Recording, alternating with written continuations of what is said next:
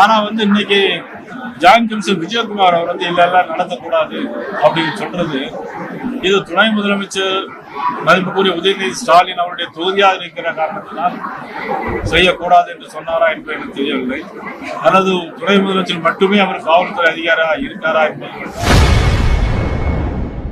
பிரதமர் மோடியின் மனதின் குரல் நிகழ்ச்சியை பொது இடத்தில் நடத்த அனுமதி வழங்கி பின்னர் தடை விதித்த ஜாயிண்ட் கமிஷனர் விஜயகுமாரின் நடவடிக்கையை பாஜக மாநில தலைவர் நயினார் நாகேந்திரன் கண்டித்துள்ளார். அதாவது ஒவ்வொரு மாதமும் கடைசி ஞாயிற்றுக்கிழமை இந்த மனதின் குரலில் ஒவ்வொரு முக்கியமானவர்கள் எந்தெந்த துறையில் அவர்கள் தேர்ந்தவர்களோ அவர்களை தேர்ந்தெடுத்து அவர்களோடு பேசி அவருடைய நிகழ்வுகளை அவர்களோடு பகிர்ந்து கொள்வது பாரத பிரதமர் நரேந்திர மோடியுடைய வழக்கமாக 121வது மனதின் குரலிலே இன்னைக்கு நாம் பார்த்தோம்.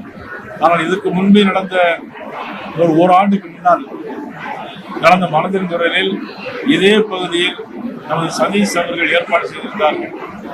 அன்றைக்கு இதே கராத்தே தியாகராஜன், கரு நாகராஜன், சாய் சத்யராய், நான் உட்பட திரு அண்ணாமலை அவர்கள் உட்பட எல்லோரும் கலந்து கொண்டோம். ஆனா அது எந்த விதமான ஒரு அசம்பாவிதம் நடைபெறவில்லை. ஆனா அன்றைக்கு எங்களுக்கு அனுமதி இருந்தது கடந்த ஆண்டு. ஆனா இந்த ஆண்டு ஜாயிண்ட் கமிஷனர் விஜயகுமார் அவர்கள் எங்களுக்கு அனுமதி தரல. நாங்கள் பொது இடத்தில் போட்டிருந்தோம், எல்லாருக்கும் அன்னதானம் கொடுப்பதற்கு ஏற்பாடு பண்ணியிருந்தோம்.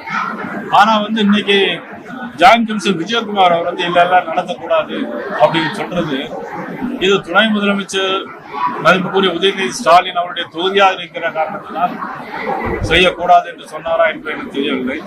அல்லது துணை முதலமைச்சர் மட்டுமே அவர் காவல்துறை அதிகாரியாக இருக்காரா என்பது எங்களுக்கு புலப்படவில்லை, என்ன என்று தெரியவில்லை. ஆனா ஒரு வகையில எங்களுடைய கண்டனத்தை நாங்கள் பதிவு செய்கிறோம். காவல்துறை தங்களுடைய கடமையை செய்ய வேண்டும்.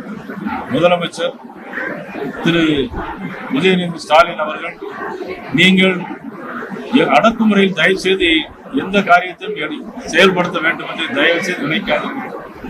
மக்கள் மனதில் ஒரு மாற்றம் வளர்ந்திருக்கிறது. இப்படியெல்லாம் தடுத்து நிப்பாட்டிவிட்டால் மக்களுடைய மாற்றம் நிச்சயமாக அது மாறாது என்று மட்டும் தவறாக நினைக்காதீர்கள். ஆட்சி உங்களுக்கு நிரந்தரமானது மட்டுமல்ல என்பதை இந்த நேரத்தில் நான் உங்களுக்கு தெளிவுபடுத்த விரும்புகிறேன். செய்திகளை உள்ளது உள்ளபடி தெரிந்து கொள்ள ரெஃப்ளெக்ட் நியூஸை சப்ஸ்கிரைப் பண்ணுங்க.